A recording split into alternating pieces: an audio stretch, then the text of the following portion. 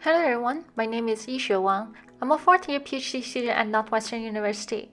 Today I will present the work, Journalistic Source Discovery, Supporting the Identification of News Sources in User-Generated Content, a project done by me and my advisor, Professor Diakopoulos.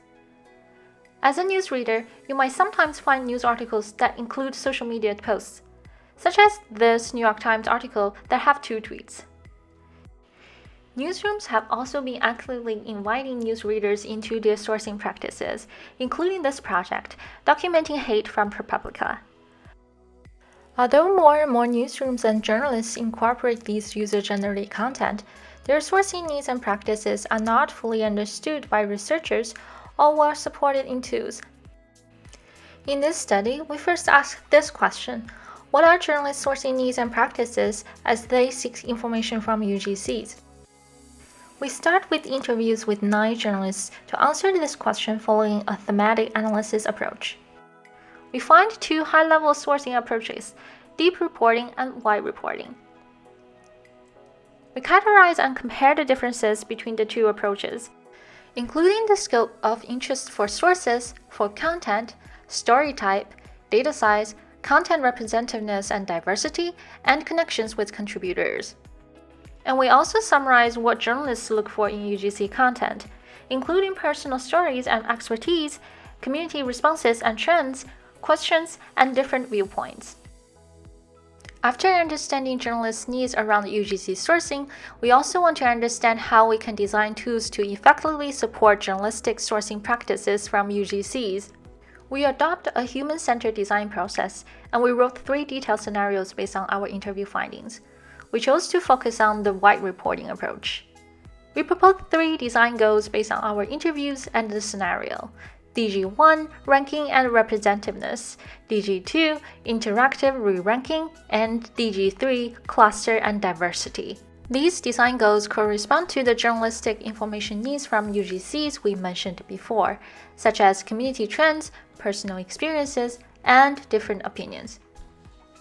We also define representativeness, re-ranking, and cluster and diversity by different algorithms, including cosine similarity and k-means.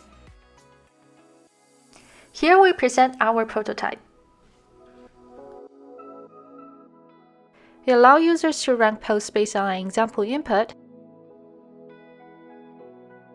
rank posts based on selections, and filter posts by groups. We also conducted an exploratory evaluation with 9 professional journalists. In this evaluation, we demonstrate how to use the system, ask the participants to work on the tasks while thinking out loud, observes how participants interact with the prototype, and engage participants in the semi-structured interviews around their assessment of the system. Overall, participants were positive and encouraging about the system's features and potential uses. As participant 3 mentioned, I could totally see it being useful for the things I'm doing. I wish I could use it right now for various things I'm working on. But they also provide some critical feedback, such as it took a while to learn how to use the system, the need to override or shape the algorithms, and the challenge to encode editorial interests using algorithms. We also discuss our prototype evaluation in the context of sensemaking process proposed by PRLE and CARD. And we find that our prototype has the capacity to assist journalists in approaching the data from both foraging loop and the sensemaking loop. The takeaways of the study are twofold. We first investigate journalists' sourcing needs and practices when sourcing UGCs, and discuss 2 UGC sourcing approaches, deep reporting and wide reporting. We also elaborate what journalists look for in UGCs. Apart from that, we also design a prototype to support journalistic sourcing from UGCs, and our evaluation indicates that journalists could benefit from similar design for their sourcing practices.